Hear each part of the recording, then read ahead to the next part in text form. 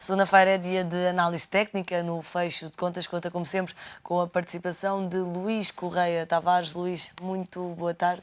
Boa tarde. Já sabe que pode colocar as suas questões através do 213236898 ou então por e-mail fechodecontas@económico.pt. Luís, olhávamos hoje para os mercados, estão em quedas acentuadas, estamos com a Europa a negociar já em mínimos de vários meses. O que é que pode vir aí? Bem, aquilo que devemos dizer mais importante é irmos aos princípios, ao ano de 1900, onde nasce a análise técnica e onde nos diz que os índices devem confirmar entre si.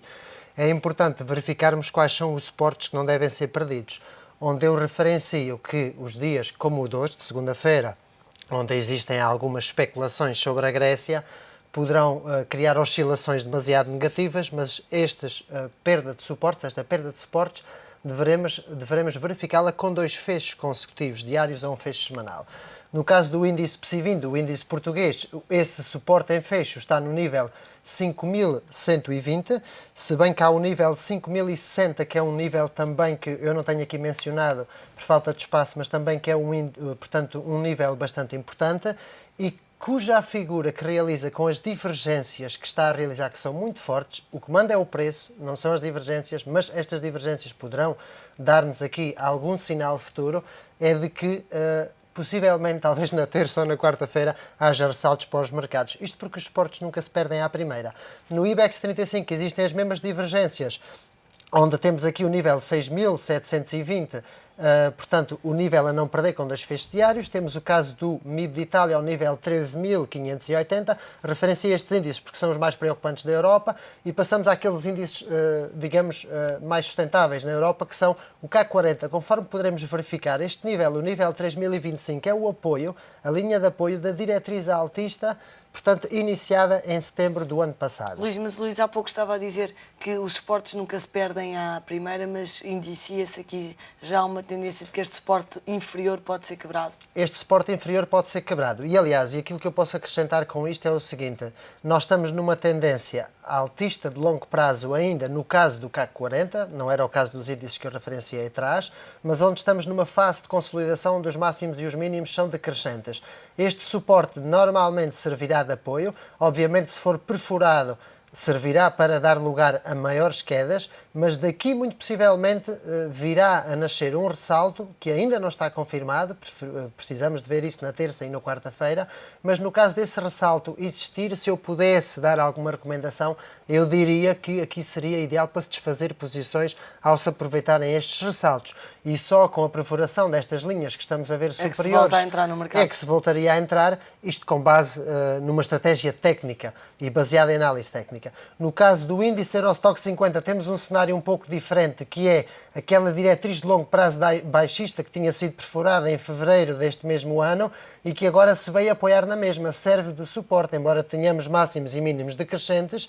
A isto chama-se um throwback, é um ponto de apoio que daqui podem dar origem a um ressalto, mas que sem a superação do nível 2.285 não será mais do que isso mesmo, um ressalto. No caso do FTSE 100, já referenciámos várias vezes, que é o indicador avançado, pois esse já nos perfurou aqui a semana passada, portanto esta diretriz altista de mais longo prazo, e apoiou-se naquele que é o canal descendente que está a construir. E este sim é o índice que nos está a responder à pergunta que a Alexandra acaba de fazer, que é de que talvez a existirem ressaltos, se eles de facto existirem, não serão mais do que ressaltos para continuar talvez o percurso descendente para os meses de maio e junho. E no justamente o DAX tem sido uma das praças com o comportamento mais positivo desde que começou esta crise. Parece que tudo passa ao lado das empresas alemãs, mas o DAX também confirma esta tendência de início de ciclo de quedas nas praças? Em princípio, sim. Inclusivamente o DAX tem inclusivamente um inconveniente que não tem tanto o MIB como o IBEX como o PSI 20,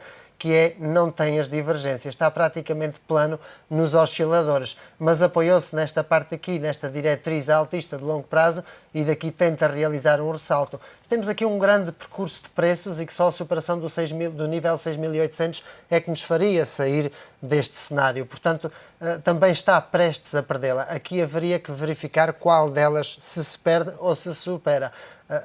Basear-nos no FTSE 100, pois irá-se perder. Olhando para os Estados Unidos, Luís, falta olharmos Precisamente. para os índices do outro lado do oceano. Os índices do outro lado do oceano, pois que neste momento estavam a suportar-se precisamente nestes níveis importantes. Este nível foi mencionado já a semana passada, ao nível 780 para o Russell 2000. É precisamente em situações como estas que poderá haver algum pânico. Este índice é aquele que referencia e que dá muito bem aquilo que é o pulso do mercado. O SP500, portanto, já perfurou essa diretriz altista também, mas está no tal ponto de apoio de 1340, ponto este de apoio que de perdido irá levar este índice ao nível dos 1300 e posteriormente a esse nível perdido 1260 aproximadamente. Temos o caso do Nasdaq 100, que ainda não perdeu esta diretriz, porque também foi aquele que mais recuperou, ainda assim está 24% atrasado em relação aos outros índices desde o ano 2000, mas onde o nível que não deveria perder seria o nível 2580, ou o nível onde vai encontrar apoio para desde aqui ressaltar.